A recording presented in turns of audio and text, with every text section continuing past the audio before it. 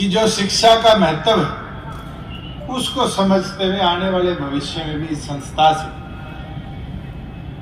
हम छात्र छात्राओं को वो शिक्षा देकर आगे भेजने का काम करें जिनसे उनका जीवन समृद्ध भी हो और वो सक्षम हो। केवल मात्र कोई सी और डी क्लास की नौकरी के लिए, जैसे चौधरी ईश्वर सिंह जी कह रहे थे, या यूपीएससी एचपीएससी स्टाफ सिलेक्शन की हर प्रकार की हम शिक्षा के लिए उनको गेयरअप कर पाए कि आने वाले समय में ये युवा साथी मिलकर इस देश का अलग अलग प्रकार से नेतृत्व कर पाए। मैंने कई बार सुना है कि आपकी संस्था से बहुत से अफसर बने, HCS लेवल के भी वकील बने, पुलिस की नौकरी में गए, पत्रकारिता में गए, अलग प्रकार से उनने संस्था को कुछ दिया और दिया यही है कि एक पहचान व अचीवमेंट प्राप्त कर, मगर इस विजन को और आगे ले जाने का काम करना पड़ेगा। मैं भी मलिक साहब की सुन रहा था, बलवान जी की सुन रहा था, ऑडिटोरियम बना। ऑडिटोरियम तो आज यूनिवर्सिटीज में बहुत बने हुए और साल में 6-7 बार उनका उपयोग होता है, कोई कॉन्वोकेशन होगी, कोई और फंक्शन होगी, और बच्चों के उपयोग में वो जितना कम हो सकते हैं वो आ सकते हैं। अगर आपको इस संस्था को कोई विजन देना है तो एक प्रयास हमने किया था कि हम डिजिटल लाइब्रेरी गांव लेवल तक लेके जाएंगे। और मैं तो यहाँ आ रहा था, पत्रकार साथियों ने भी देखा होगा कि आज देश के बजट में हरियाणा के बाद अब केंद्र सरकार ने भी ये लिया कि प्रत्येक गांव में डिजिटल लाइब्रेरी केंद्र सरकार भी बनवाने का काम है। और बहुत बड़ी बात है कि हमारी लगाई हुई पौध, जिसको 25 सितंबर को हमने बाछौद से लगाकर ये टारगेट लिया था कि हरियाणा प्रदेश के इस वर्ष में 108 गांव में चौधरी देवीलाल के नाम पर हम डिजिटल लाइब्रेरी बनाने का काम करेंगे। अब उस सपने को केंद्र सरकार भी रूरल एम्पावरमेंट की और एजुकेशन की इंप्रूवमेंट की ओर ले जाने का काम कर रही है। मगर आज आपसे अनुरोध करूंगा, अब लाइब्रेरी का सपना तो केंद्र से भी हमें सपोर्ट का मिल जाएगा और जल्दी हम पूरा कर पाएंगे। और मैंने पूछा तो बताया गया कि आपके यहाँ भी लाइब्रेरी है और शहर में अगर कोई 800-700 रुपए लेते हैं तो उनसे भी कम में आप उस लाइब्रेरी में बच्चों को शिक्षा देने का काम करें। लाइब्रेरी तो इंफ्रास्ट्रक्चर से बन जाएगी,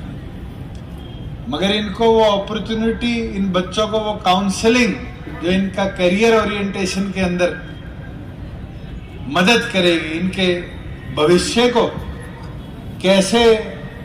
मेंटर किया जाए उसमें काम करेगी। मैं चाहूंगा आप हरियाणा प्रदेश की पहली संस्था उसके अंदर बढ़ो। जहां हम खड़े हैं इस प्रांगण को ऐसा ही रहने दो, स्टेज आपके हर साल फंक्शन में काम आएगा, मगर इसके ऊपर एक भव्य हॉल बनाओ जिसमें संस्था की तरफ से एक ऐसा कोचिंग सेंटर चलाया जाए जिसमें देश के प्राथमिक रोजगार के हमारे जितने टेस्ट है उनकी तैयारी। आज नीट की कोचिंग बड़ी महत्वपूर्ण है। लोग कोटा 2-2 साल बच्चों को ले जाया करते हैं। क्या उस कोटा का एक छोटा सैंपल जाट संस्था में बना सकते हो आप साथ के साथ साथी मिलकर? मैं तो आपको खुली छूट देता हूं कि इसके ऊपर हॉल बनाने के लिए चाहे 31 लाख लगे, 51 लाख लगे, मेरे से डिस्क्रिशन से, समाज के हमारे साथियों से इकट्ठा करके लाओ, मगर ऐसा कोचिंग सेंटर यहाँ पर बनाओ जिसको कोटा से लोग देखने आए कि जाट एजुकेशन सोसाइटी कैथल के अंदर ऐसा क्या बनाकर दिखाया कि आज नीट के टॉपर भी इस संस्था से गए। आज हमारे कॉम्पिटिटिव एग्जाम जितने हैं चाहे वो यूपीएससी हो, स्टाफ सिलेक्शन हो, चाहे वो आपके हरियाणा पब्लिक सर्विस कमीशन के हो, और तो और जैसे ये जॉइंट एंट्रेंस टेस्ट, इन टेस्ट की भी आज के दिन बहुत अहम भूमिका है एक बच्चे के करियर को शेप अप करने के लिए, उसको मोल्ड करने के लिए कि कल वो भविष्य में उस और अपने विजन को ले जा पाए।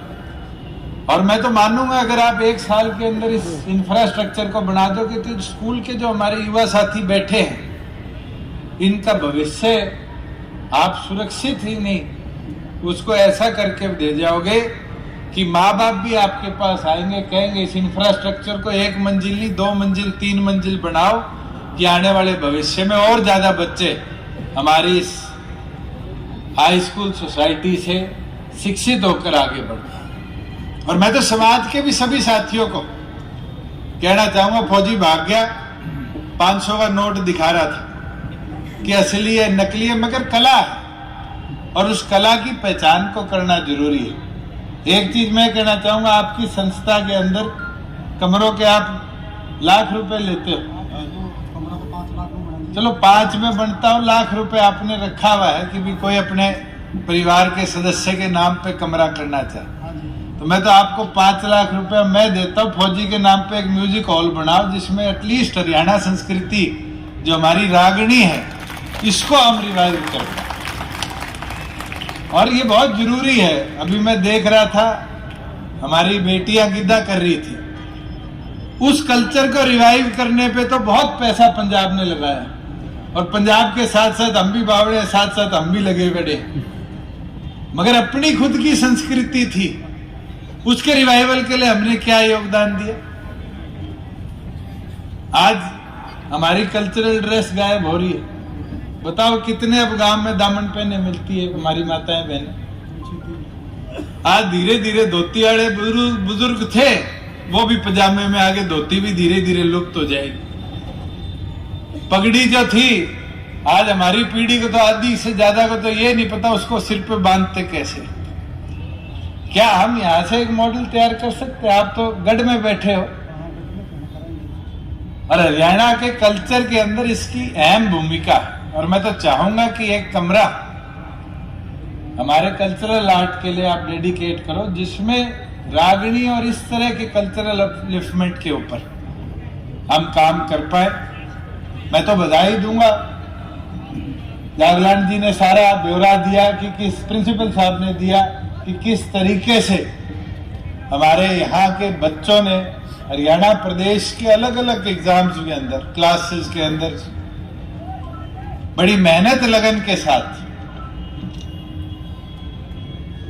टॉपअप करने का, टॉपर बनने का काम किया। और मैं तो सभी अगली टीम को भी कहना चाहूंगा कि आप सारे भी इसी तरह अपने माता पिता का नाम बढ़ाने के साथ साथ अब जिस संस्था में पढ़ते हैं उसका नाम रोशन करने के लिए काम करते रहे, और इसमें हमारा भी पूरा योगदान रहेगा। एक चीज बड़ी रोमांचक है, और ये तो मैं तो सारे प्रधानों की जो पहले रहे हैं, मैं जरूर उनकी कमी भी मानूंगा, सरकार की भी कमी मानूंगा कि संस्था की नींव आजादी से पहले की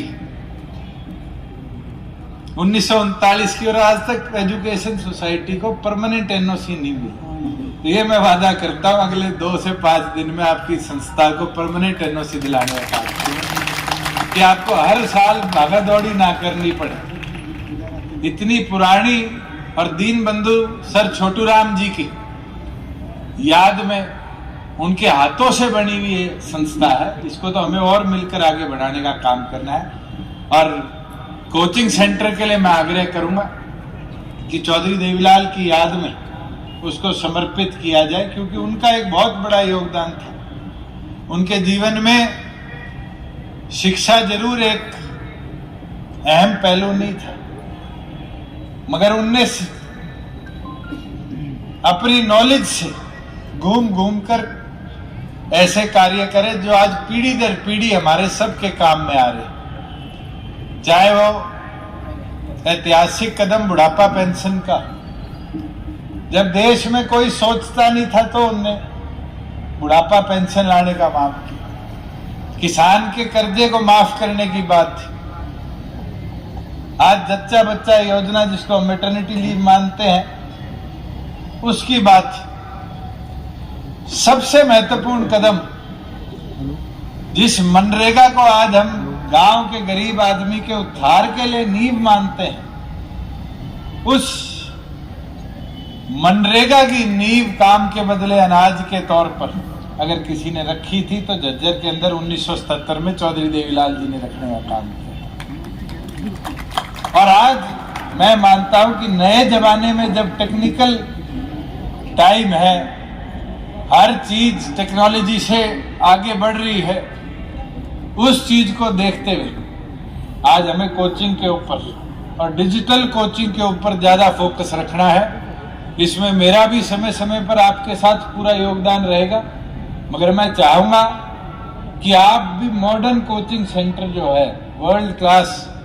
अपने इस संस्था के अंदर बनाकर समाज को, कैथल जिले को एक बड़ी अहम चीज देने का काम करें। मैं इसके साथ सभी मेंबरान का, सभी टीचर्स और फैकल्टी का, सभी छात्र छात्राओं का और सभी हमारे समाज से जुड़े लोगों का जो यहाँ आए आभार प्रकट करता हूँ, धन्यवाद करता हूँ और यही उम्मीद करता हूँ कि आने वाले भविष्य के अंदर हम सब मिलकर इसी प्रकार से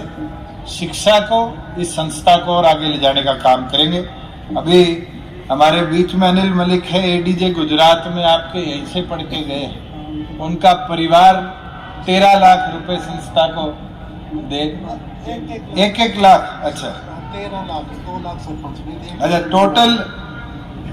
13 मेंबर है, उनने 1 लाख रुपए दिए। मैं तो कहता हूँ ये तो कंजूसी है।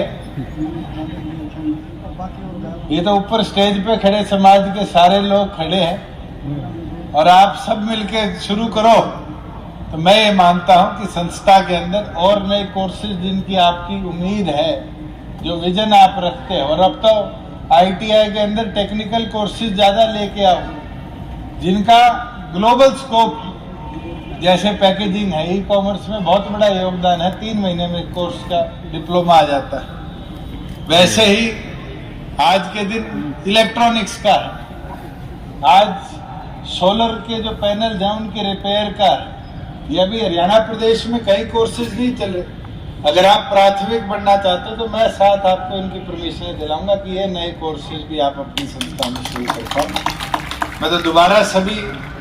गणमान्य व्यक्तियों का जो आज यहाँ पहुंचे, जिन्हें दान दिया, आभार प्रकट करता हूँ। बहुत बहुत